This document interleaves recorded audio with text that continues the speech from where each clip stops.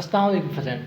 जैसे कि आपको मालूम था कि हमने लास्ट टाइम अपना जो है फिजिक्स से स्टार्ट की है 9th की, जिसमें आपने प्रीवियस वीडियो में देखा कि हमने अपना वो 2020 जो 2021 का जो सिलेबस स्मार्ट सिलेबस आया 2020 और 21 का, उसके मुताबिक हम अपनी फिजिक्स जो है हम शुरू कर चुके हैं। तो आज का जो हमारा टॉपिक है वो टॉपिक 1.4 है, जो कि हमारा क्या है, प्रीफिक्सेस है। कि ये प्रीफिक्सेस क्या है ये आज हम सीखते हैं और इसके बारे में हम एग्जांपल भी देंगे और उससे फाइंड आउट करेंगे कि क्या प्रीफिक्सेस दरअसल होता है क्या और किस तरह हमारे लिए यूजफुल है। कि हम इसके डिफाइन यूँ करते हैं कि प्रीफिक्सेस जो होते हैं आर होते हैं द वर्ड्स के, ये वो अल्फाज होते हैं आर या लेटर हर्फ होते हैं कि ये वो अल्फाज होते हैं या हर्फ होते हैं एडेड जो कि जमा होते हैं या लगाए जाते हैं बिफोर पहले एस आई यूनिट के, जो एस आई यूनिट के बाद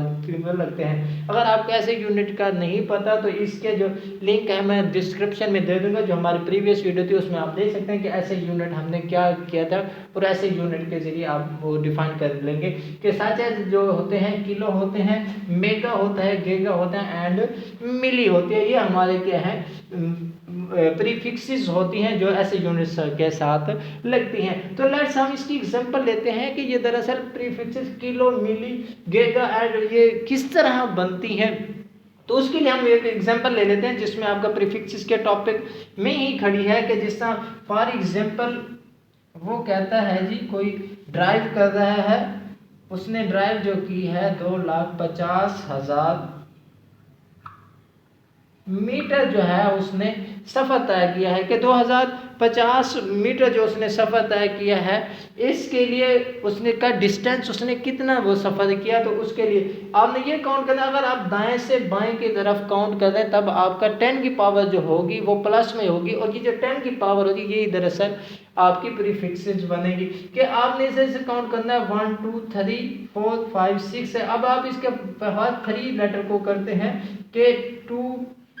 250 मल्टीप्लाई 10 की पावर 3, क्योंकि ये हज़ार में आ जाता है और जो हज़ार होता है वो 10 की पावर 3 का मतलब, यानी कि आप 10 मल्टीप्लाई बाय 10 और मल्टीप्लाई बाय 10 करें, यानी 10 को 10 से सेंगे तो 100 आएगा और 100 को जब 10 से करेंगे वो इज इक्वल टू आपके किसके 1000 के बन जाएगा। तो इसका मतलब ये जो इज इक्वल टू 1 ये is equal also is equal to होता है 10 raise to power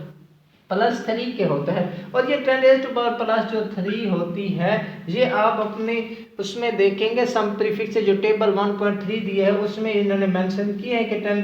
10 raise to power plus जो 3 है वो इज इक्वल टू किलो के है, जिसे आप के से डिनोट करते हैं। कि इसका मतलब उसने जो डिस्टेंस सफर फासला तय किया है 250, ये 10 रेज़ टू पावर 3 जो है ये किलो में आ जाएगी और ये मीटर में, यानी जो उसने सफ़र डिस्टेंस तय किया है वो 250 किलोमीटर का तय किया है।